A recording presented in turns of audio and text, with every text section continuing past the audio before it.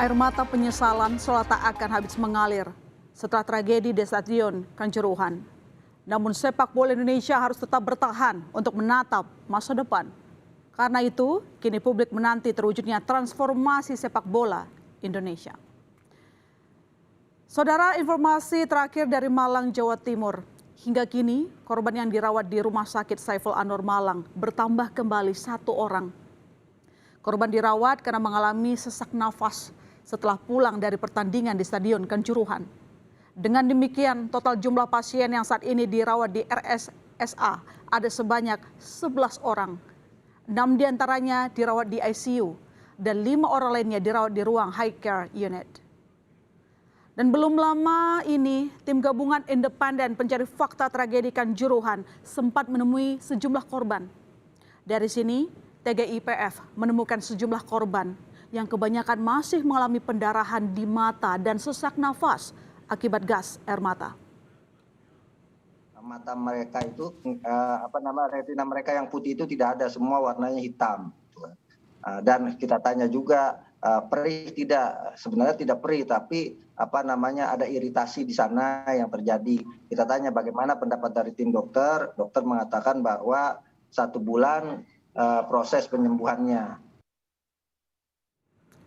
Sementara itu di sisi lain, soal terjebaknya ribuan supporter dengan paparan gas air mata di tribun stadion karena dugaan pintu tribun stadion tertutup, Ketua Panitia Pelaksana Pertandingan Arema FC mengklaim mendapat laporan pintu keluar sudah terbuka 10 menit sebelum pertandingan usai.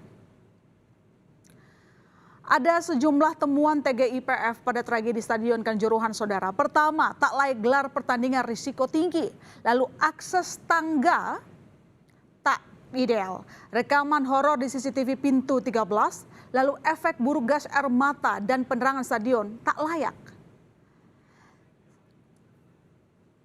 Sementara itu di sisi lain, soal terjebaknya ribuan supporter dengan paparan gas air mata di tribun stadion karena dugaan pintu tribun stadion tertutup. Ketua Panitia Pelaksana Pertandingan Arema FC mengklaim mendapat laporan pintu keluar sudah terbuka 10 menit sebelum pertandingan usai.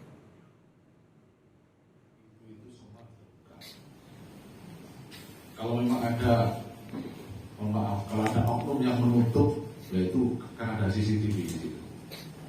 Di situ CCTV ada semua. Di sisi lain, hari ini Polri menyebut penyebab meninggalnya 131 korban tragedi Kanjuruhan bukan karena gas air mata. Mengutip penjelasan ahli kimia dan persenjataan Kadif Humas Polri menyatakan, gas air mata tidak mematikan meski digunakan dalam skala tinggi. Bahwa gas air mata atau gas ini ya dalam skala tinggi pun tidak mematikan. Yang digunakan oleh BRIMOB ini adalah 3 jenis ini. Yang pertama ini adalah berupa smoke, ini hanya ledakan dan berisi asap putih. Ya, kemudian yang kedua, ini yang sifatnya sedang. Ya, jadi kalau untuk klaster yang dalam jumlah kecil menggunakan gas air mata yang sifat yang tingkatnya sedang. Saudara, Stadion Kanjuruhan memiliki 14 tribun ekonomi dan juga tribun VIP. Dari keterangan Kapolri, saat terjadi ketegangan dan eskalasi massa meningkat di lapangan, beberapa personel menembakkan gas air mata untuk menghalau massa. Ada 11 gas mata yang ditembakkan, saudara. 7 kali ditembakkan ke tribun selatan, tepatnya di sekitar tribun 11 sampai 13. 1 kali ke tribun utara di sekitar area tribun 4 dan 6. Dan 3 kali di tengah lapangan Stadion Kanjuruhan. Dan saudara, inilah visual yang diambil sejumlah penonton dari area sisi Tribun 12 dan 13 saat terjadi tembakan gas air mata. Bisa dilihat asap pekat dari gas air mata dan sejumlah penonton yang berusaha menghindar dari asap.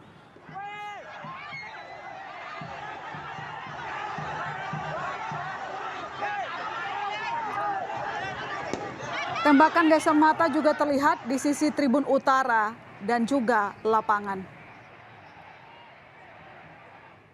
Area Tribun Selatan yang dikepung asap ini seketika membuat supporter panik kalang kabut berusaha keluar dari stadion untuk menghindari asap dari gas air mata. Pintu terdekat yakni gate 11-13 diserbu oleh supporter yang ingin keluar. Namun apa daya, saat massa berusaha menyelamatkan diri, 3 pintu keluar ini tertutup dan dalam kondisi ditinggal penjaga. Dan inilah visual yang beredar di masyarakat saat penumpukan supporter terjadi di tangga menuju pintu keluar. Terlihat supporter berdesak-desakan, beberapanya terlihat adalah perempuan dan juga anak-anak.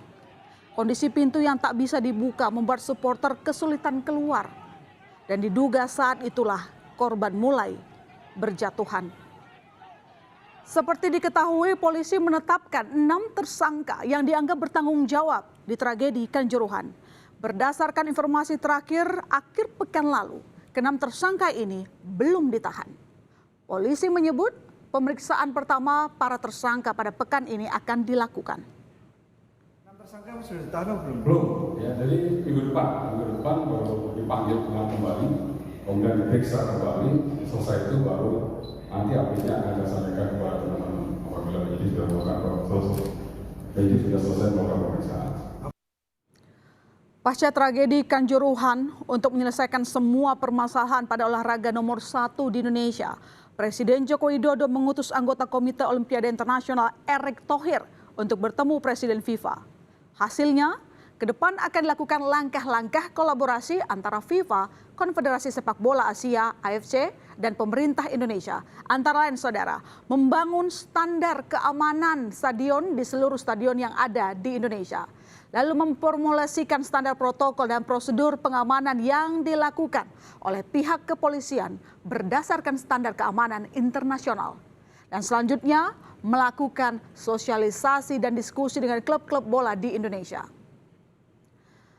Lalu melakukan sosialisasi dan diskusi dengan perwakilan supporter untuk mendapatkan saran dan masukan serta komitmen bersama.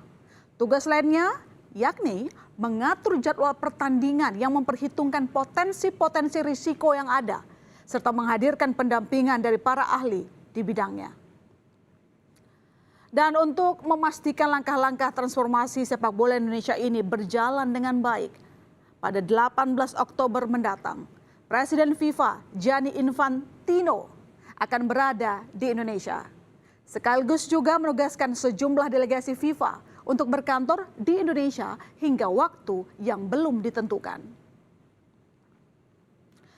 Di balik pertemuan Erick Thohir dengan Presiden FIFA Gianni Infantino, ada lobi-lobi tertentu agar FIFA tak menjatuhkan sanksi karena adanya tragedi Kanjuruhan yang menewaskan 131 orang. Dan Indonesia pun bisa bernafas lega karena FIFA memastikan tidak akan menjatuhkan sanksi kepada sepak bola Indonesia. Berdasarkan surat tersebut, alhamdulillah sepak bola Indonesia tidak dikenakan sanksi oleh FIFA dan FIFA bersama-sama dengan pemerintah akan membentuk tim transformasi sepak bola Indonesia dan FIFA akan berkantor di Indonesia selama proses-proses tersebut. Tapi meskipun tidak kena sanksi saat ini, bukan berarti FIFA tidak akan memberi sanksi loh. Apalagi jika sepak bola Indonesia kembali berulah. Bahkan FIFA kini mendeteksi ada pertandingan-pertandingan sepak bola Indonesia yang tidak bersih dari kecurangan. Seperti kata anggota Komite Olimpiade Internasional Erick Thohir, eksklusif kepada Kompas TV saat diwawancara akhir pekan lalu. Jelas di surat FIFA ya itu dengan membentuk tim transformasi, bukan berarti sanksinya tidak hilang kalau Indonesia mengulangin lagi di banyak hal. Ini di banyak hal loh. Ya saya rasa kalau lihat urutannya itu macam-macam. Ya tidak hanya pertandingan nanti. Saya yakin FIFA juga akan mempelajari mengenai tadi pertandingan-pertandingan sepak bola di Indonesia, apakah memang ini bersih atau tidak. Tadi masalah Anda yang singgung juga soal regulasi, jangan sampai ada yang curang begitu. Itu FIFA akan diawasi juga berarti. FIFA melihat ada bukti-bukti itu karena disampaikan ke saya. Dan ini sudah lama diinvestigasi oleh FIFA sepertinya. Saya nggak tahu. Cuman poin-poin itu akan menjadi juga pendeteksian dari FIFA. Transformasi sepak bola Indonesia semoga tak sekedar kata-kata tapi bukti nyata. Sepak bola Indonesia harus segera mendewasakan diri di semua lini agar teriakan penggemar tetap membuat stadion bergetar, agar semangat sepak bola Indonesia terus menggelora.